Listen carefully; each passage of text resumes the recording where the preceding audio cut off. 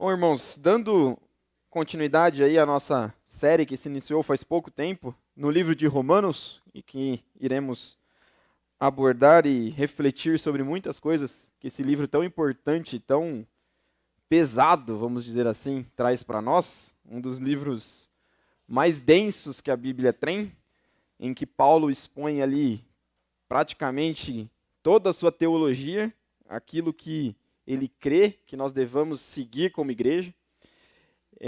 Ainda estamos no início, então temos muita coisa para estudar, para refletir sobre esse livro.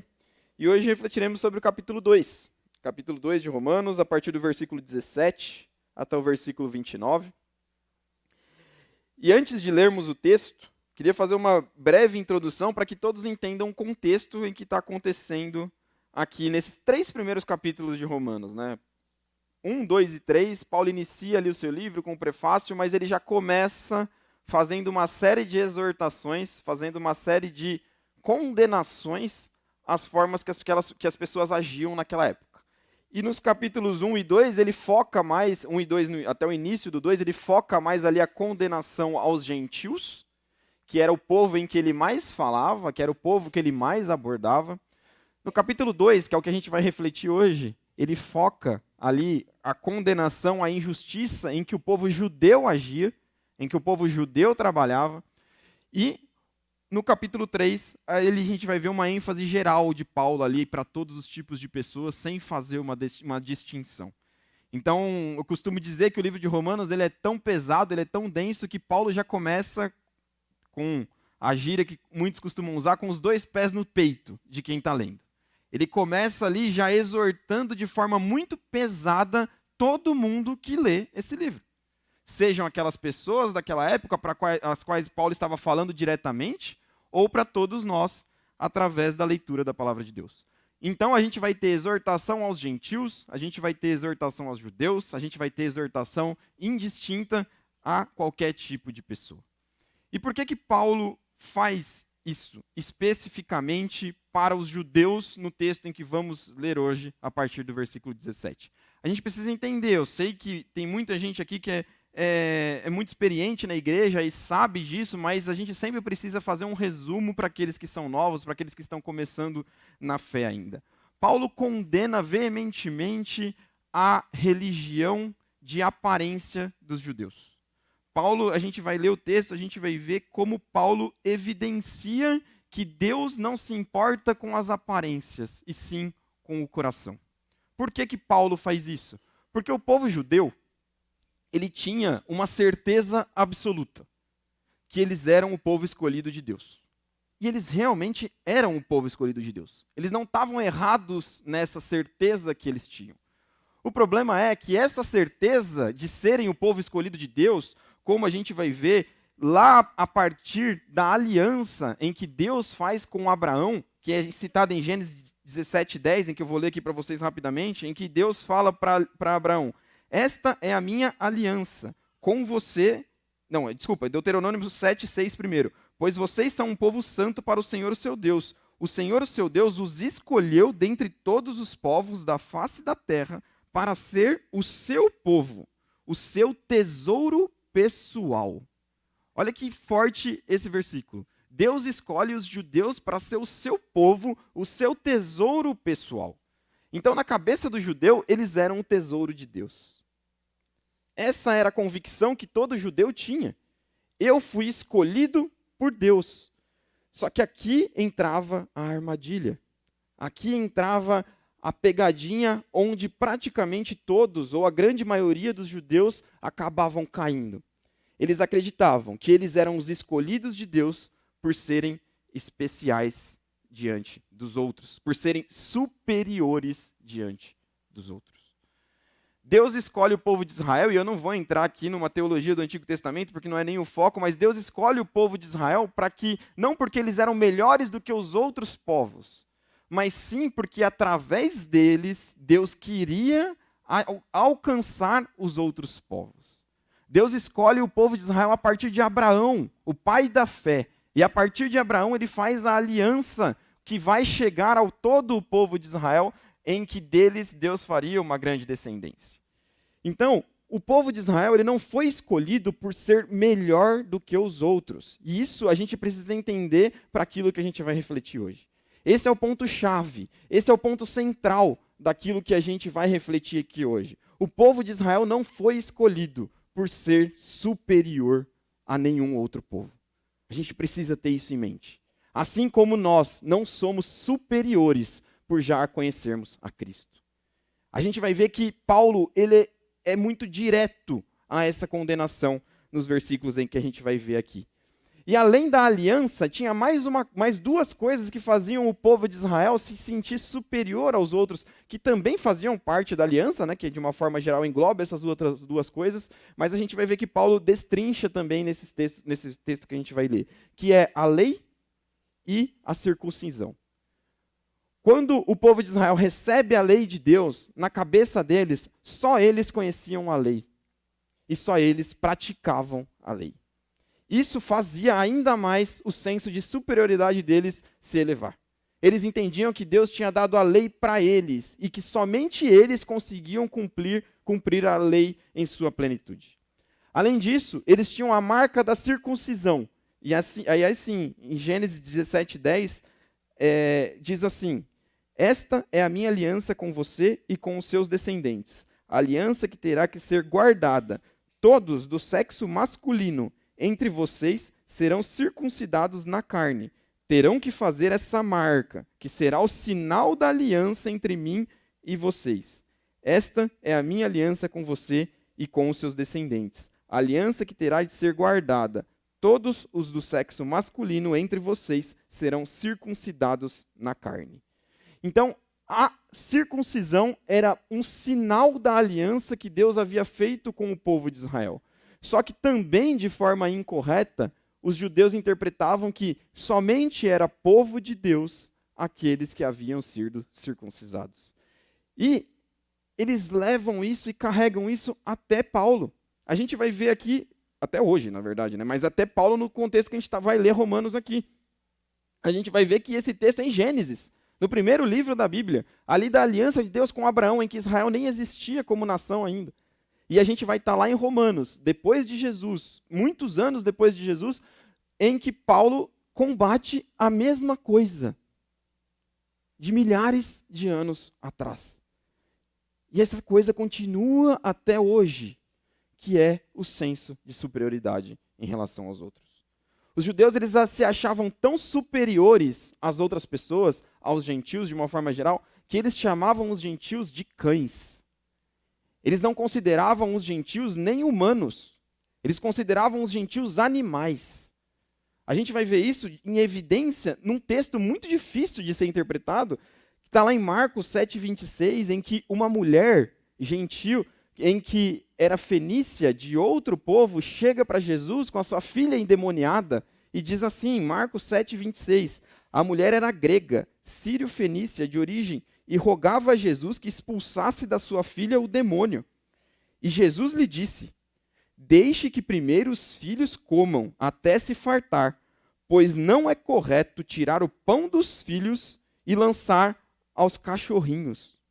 Ela respondeu, sim, Senhor, mas até os cachorrinhos debaixo da mesa comem das migalhas das crianças. Esse texto, Jesus se refere àqueles que não eram judeus como cachorrinhos. Mas por que será que Jesus está fazendo isso? Será que Jesus está menosprezando os que são gentios? Não, Jesus não está fazendo isso. O que Jesus está fazendo aqui tanto é que ele fala cachorrinhos, ele não fala cães, ele não é agressivo como os judeus eram. O ponto é, nesse texto, Jesus está provando a fé daquela mulher. E ela responde de uma forma se reconhecendo como submissa, em falando, se eu sou um cachorrinho, eu quero comer das migalhas. O ponto aqui era o contexto em que os judeus identificavam, em que os gentios, a relação entre gentios e judeus era simbolizada. Estou falando tudo isso, fazendo essa grande introdução para vocês, para mostrar como o senso de superioridade do judeu em relação às outras pessoas era pecaminoso. Para mostrar como Paulo, ele exorta de maneira tão dura o texto que a gente vai ler agora, porque os judeus, eles, no nosso popular, na nossa linguagem popular, eles se achavam mais do que os outros. Então vamos ler o texto para a gente entender aqui o que Paulo fala para os judeus. Romanos 2, a partir do versículo 17. Os judeus e a lei. Mas se você que diz que é judeu, confia na lei e se gloria em Deus, se você conhece a vontade de Deus e aprova as coisas excelentes, sendo instruído na lei, se você está convencido de que é guia dos cegos, luz dos que se encontram em trevas, instrutor dos insensatos, mestre de crianças, tendo na lei a forma da sabedoria e da verdade, você, pois, que ensina os outros, não ensina a si mesmo? Você que prega que não deve roubar, rouba? Você que diz que não se deve cometer adultério, adultera?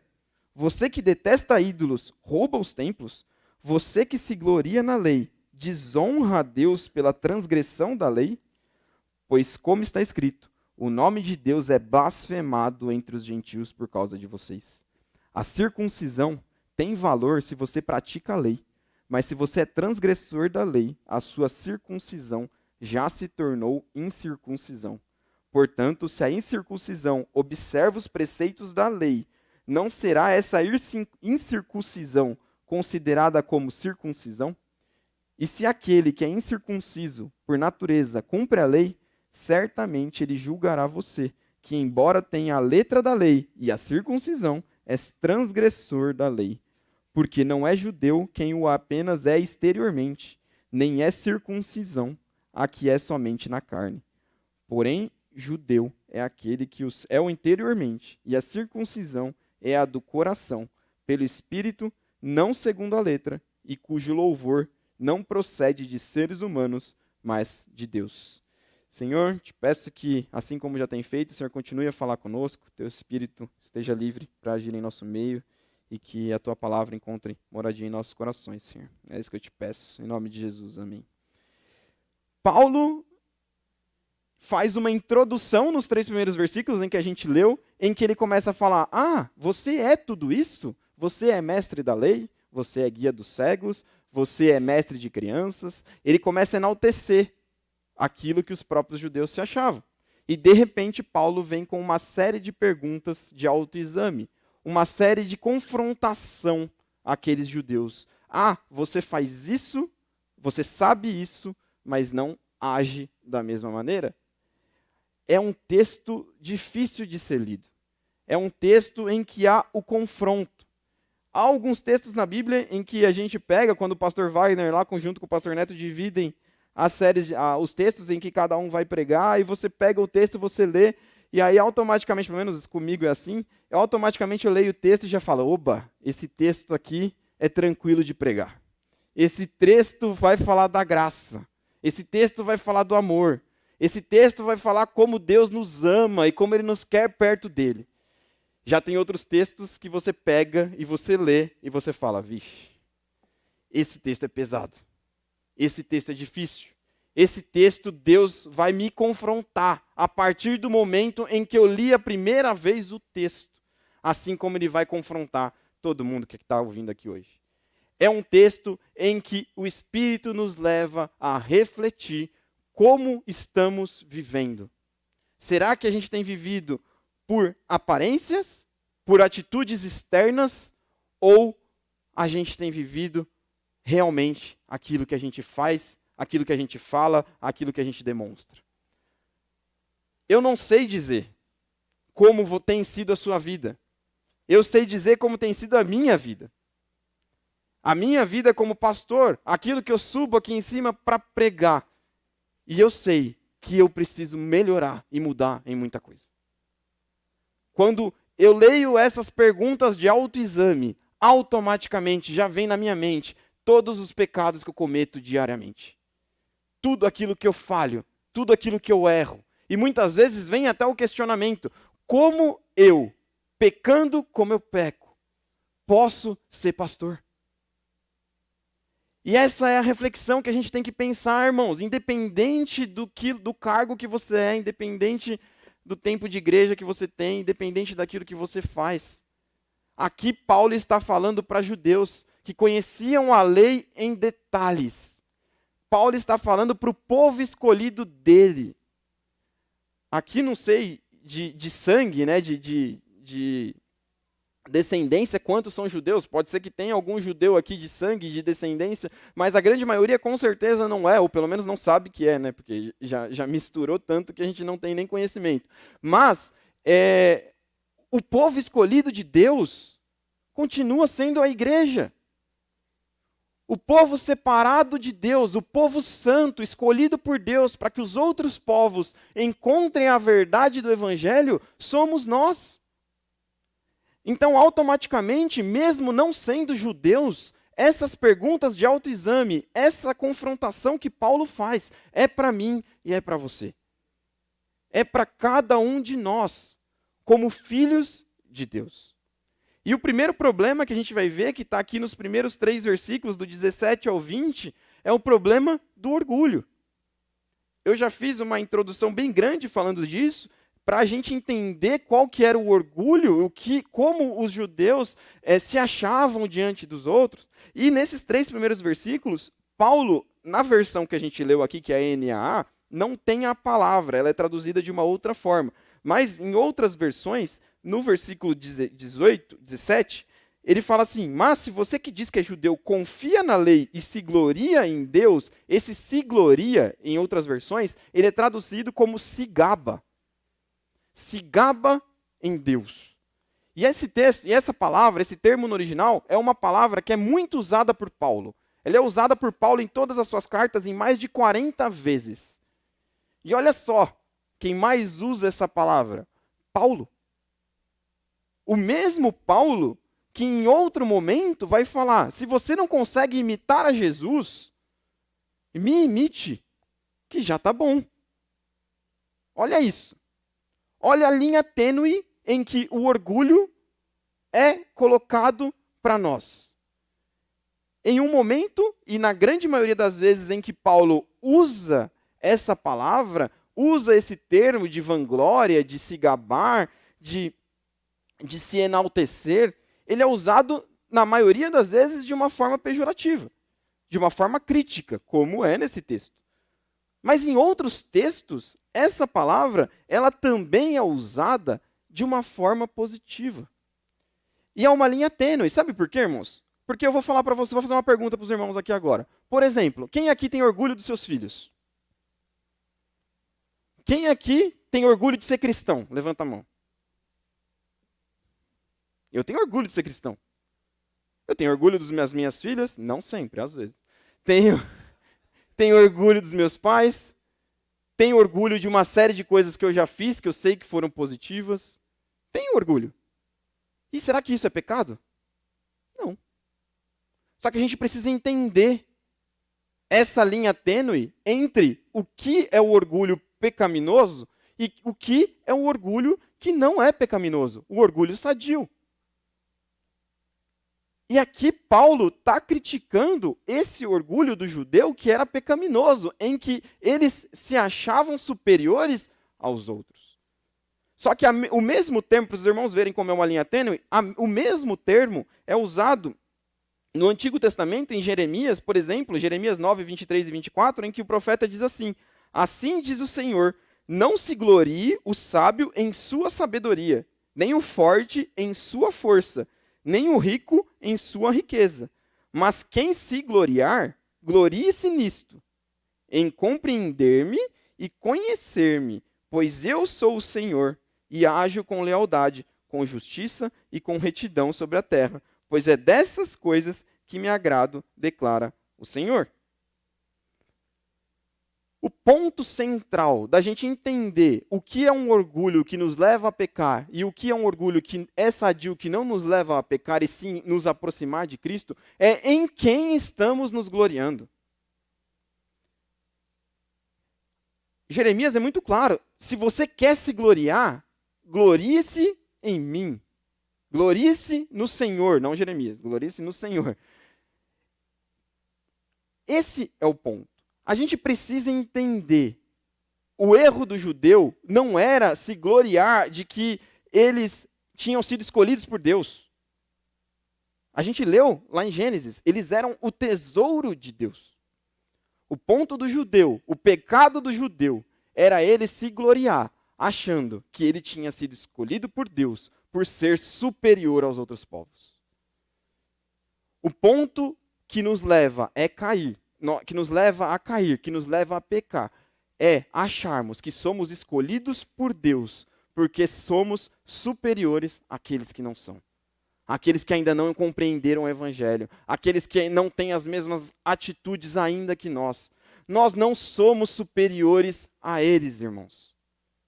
Nós estamos melhores do que eles, não por nós, mas pelo Espírito que transforma a nossa vida diariamente.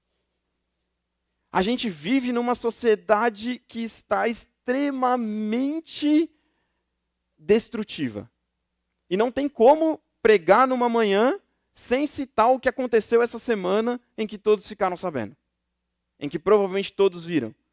Onde o Charlie Kirk foi assassinado por um tiro de uma pessoa que pensava ideologicamente diferente a ele. E aqui eu não vou pregar sobre a questão ideológica. E eu não vou entrar na questão ideológica. O que eu vou frisar para os irmãos é que a gente vive em uma sociedade que aquele que pensa diferente de você, ele não merece viver. Aquele que tem ideologias diferentes das suas, ele não vale nada e merece a morte.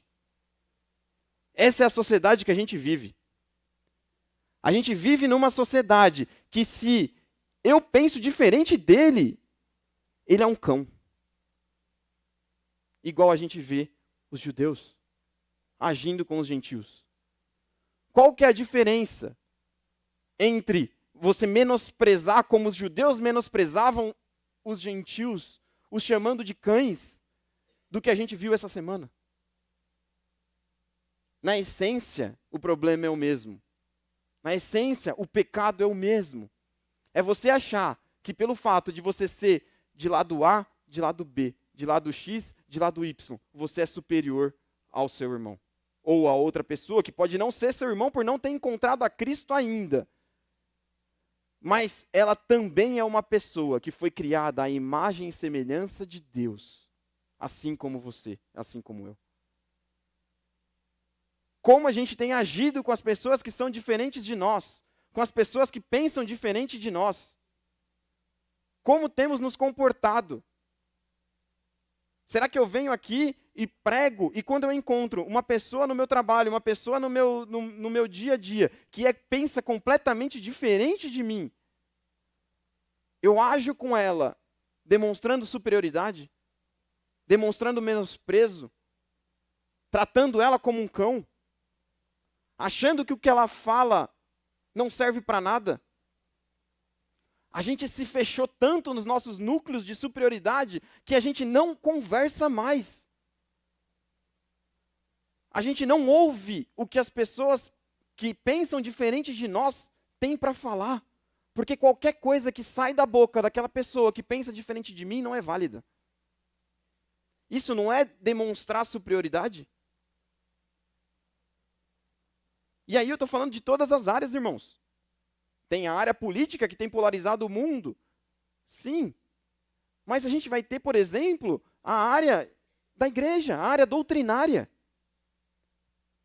A gente vê irmãos de doutrinas diferentes combatendo e brigando entre si. Outros que não acham que o que o irmão fala, porque um é de Calvino, o outro é de Armínio, e acha que o que de Armínio, o que ele vai falar não tem nada para ser escutado, não vale nada. Esse é um problema que tem assolado a nossa sociedade.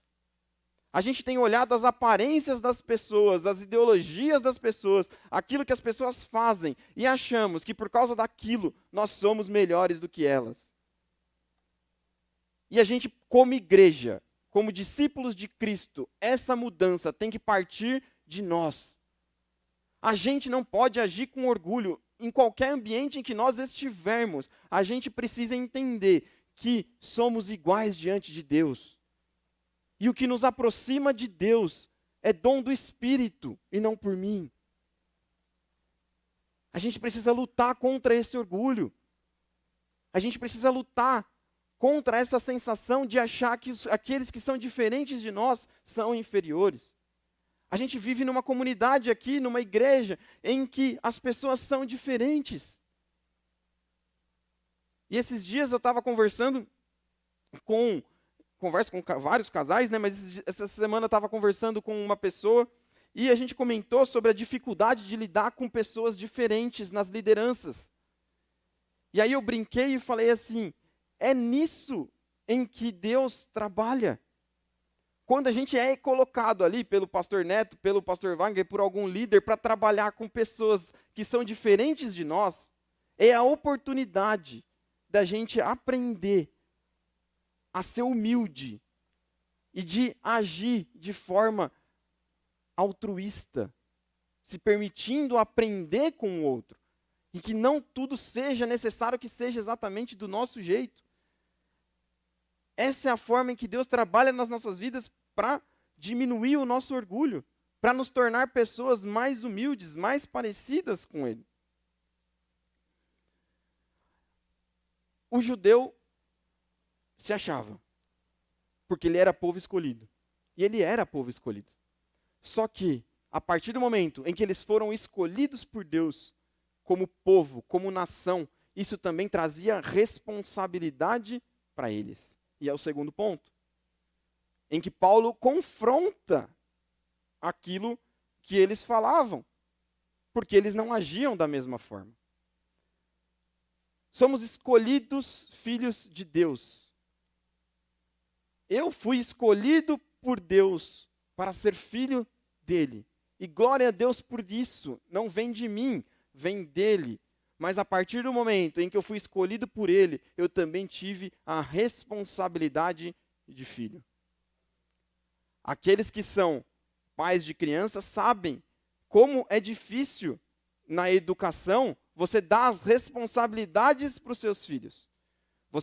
E essas responsabilidades, elas começam pequenas, desde guardar um brinquedo, desde fazer uma coisa mínima, até começar a lavar uma louça, até começar a fazer alguma coisa maior, e essas responsabilidades vão aumentando, até que começa uma escola, passa para uma faculdade, entra no mercado de trabalho. Cada ambiente em que você entra, cada forma em que você amadurece, as responsabilidades também chegam. E o povo de Deus, o povo de Israel, o povo judeu, ele tinha a responsabilidade de ser luz para as nações. Só que eles não estavam cumprindo isso. E aí Paulo confronta. Paulo confronta o problema da hipocrisia. Primeiro, o problema do orgulho. Agora, o problema da hipocrisia. Paulo faz uma série de perguntas de autoexame. Você que ensina os outros, não ensina a si mesmo. Você que fala que não deve roubar, rouba. Você que não diz que não pode cometer adultério, adultera. Você que detesta ídolos, rouba os templos. Você que se gloria na lei, desonra a Deus pela transgressão da lei. Paulo faz uma série de perguntas em pontos ali cruciais para o judeu, em que Jesus, quando Jesus veio, o que Jesus faz? Jesus cumpre a lei na sua essência. Tanto que o que Jesus vai falar lá em Mateus 5, sobre o não matarás, ele vai falar, aquele que se irar contra o seu irmão, já estará o matando. O que Jesus vai falar sobre o não adulterarás? Aquele que olhar para uma mulher ou para um homem com desejo, já estará adulterando. O que Jesus estava fazendo? Cumprindo a lei na essência, não igual o judeu fazia. O judeu pegava a lei na literalidade dela e falava, eu nunca matei ninguém. Mas em compensação, ele odiava o gentil. E o que Jesus fala? Isso é matar. E Paulo vem com essa série de confrontações, com essa série de indagações ali para eles. E aí, vocês agem o que vocês pregam? Vocês agem da mesma forma em que vocês falam?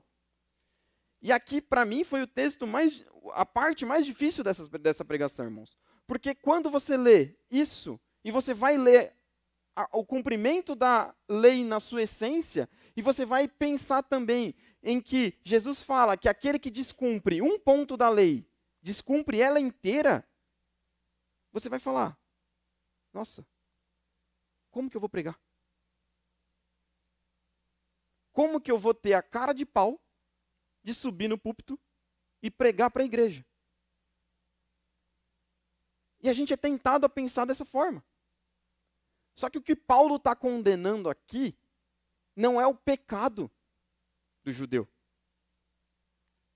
O que Paulo está condenando aqui é o judeu ensinar, o judeu pregar, dando a entender que os outros pecam e ele não. Essa é a condenação de Paulo nesse texto. Paulo está falando, você que fala para não roubar, mais rouba. Você que fala para não adulterar, mais adultera. Você que fala, essa série de coisas que Paulo cita aqui. Paulo não está condenando o pecado em si, por mais que o pecado tenha que ser condenado, que é o próximo ponto que a gente vai falar. Paulo está falando que o que vocês precisam entender é que assim como os gentios pecam, vocês também pecam. E se colocar no lugar de vocês. Então, assim como os pastores têm mais responsabilidade pelos cargos em que possuem, pelo ministério em que escolheram e que foram chamados para seguir, sim, eu não falei que a partir do momento em que você assume cargos, você assume ministérios, você assume responsabilidades conjuntas, os pastores sim possuem. Mas eu sou o primeiro pastor, a partir de mim, eu já falo. O que eu falo, o que eu prego é primeiro trabalhado em mim. Começa o trabalho em mim. Porque eu não posso ter o orgulho, a arrogância de subir aqui e falar, irmãos, vocês não podem pecar, porque eu não peco. É o contrário.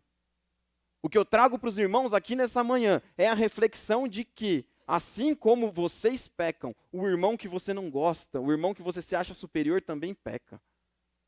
E a gente precisa se igualar a eles em essência, entender que somos criados por Deus, a imagem e semelhança deles, para que a partir daí nós possamos ser canal de transformação na vida deles.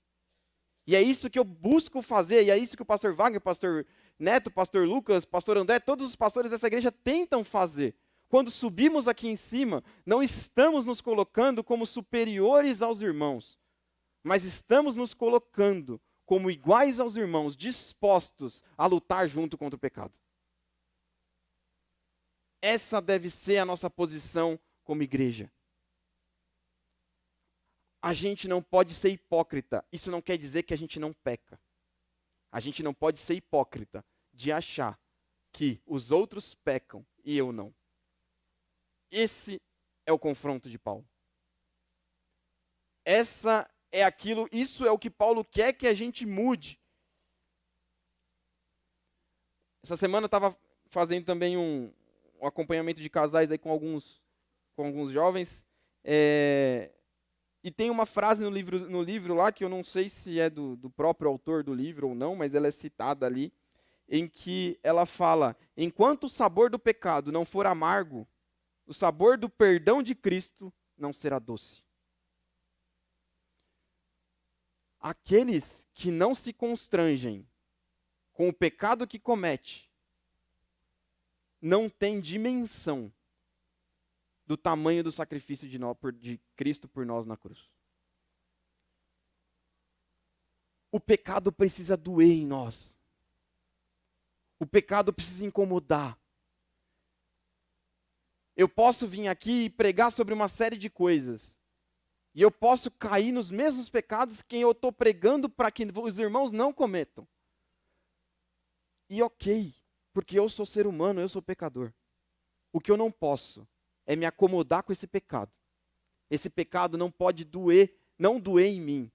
Ele precisa ser amargo. Eu preciso sentir o meu pecado. Cada um de nós precisa sentir o seu pecado.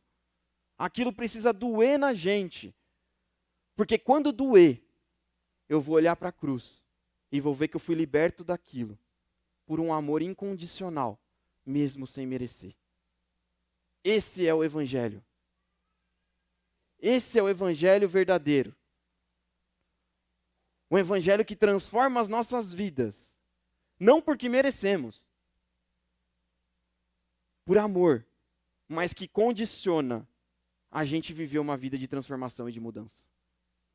A gente precisa lutar contra os nossos pecados. Eles precisam doer. Eles precisam ser amargos para a gente precisa sentir o gosto ruim do pequei. Quando a gente se converte, se você lembrar do momento em que você se converteu, tinha um conhecido, até dei esse exemplo também quando eu estava conversando com o casal, tinha um conhecido meu que eu presenciei a fase de conversão dele.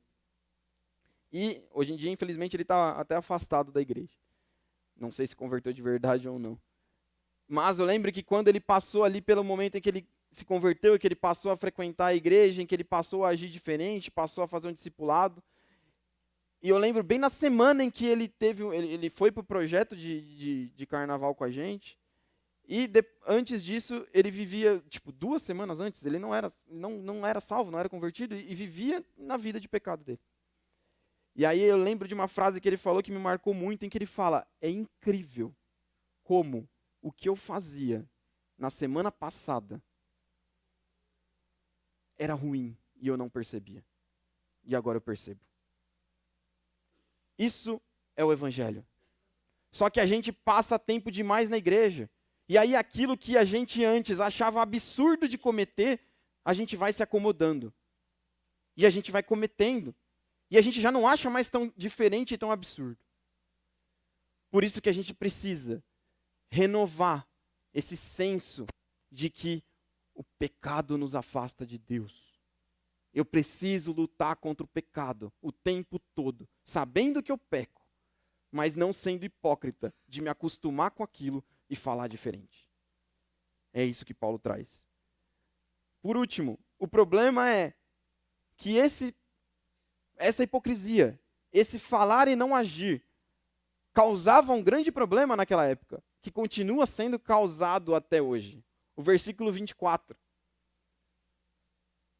vai dizer: pois, como está escrito, o nome de Deus é blasfemado entre os gentios por causa de vocês. O orgulho, a hipocrisia do judeu, causava o quê? Afastamento de Deus naqueles que estavam perto deles. Aqueles que haviam sido escolhidos por Deus para serem pontes, para serem luz entre as nações, em que essa luz atraísse aqueles que estavam nas trevas, para que essa ponte fosse o caminho para que outros povos encontrassem a Deus, em vez de construir ponte, construíam abismos, em que afastavam mais ainda as pessoas de Cristo. O que a gente tem construído com o nosso modo de agir? A gente tem construído pontes ou a gente tem construído abismos? O nome de Deus tem sido blasfemado através das nossas vidas ou enaltecido através das nossas vidas? Aquele seu amigo do seu trabalho, quando ele olha para você, que ele sabe que você é crente, ele olha para você e ele vê Deus através de você? Ou ele olha para você e fala: eu ser crente para ser igual a ele? De jeito nenhum. Isso é o nome de Deus ser blasfemado através das nossas vidas. O seu amigo de escola, o seu amigo de faculdade, ele vai falar: para que eu vou na igreja? Para que eu vou estar próximo de Deus, se ele é igual a mim? Como temos agido no ambiente em que estamos inseridos? Porque o que mostra que a gente realmente pertence a Deus, que são os últimos versículos aqui em que Paulo vai falar praticamente um trava-língua aqui, em tanto da circuncisão que ele fala, circuncisão, incircunciso, e ele vai fazer uma salada aqui. O que Paulo está querendo dizer é: não é a circuncisão que mostra que você pertence a Deus. Não é a circuncisão física que mostra que você pertence a Deus. É sim a circuncisão do coração.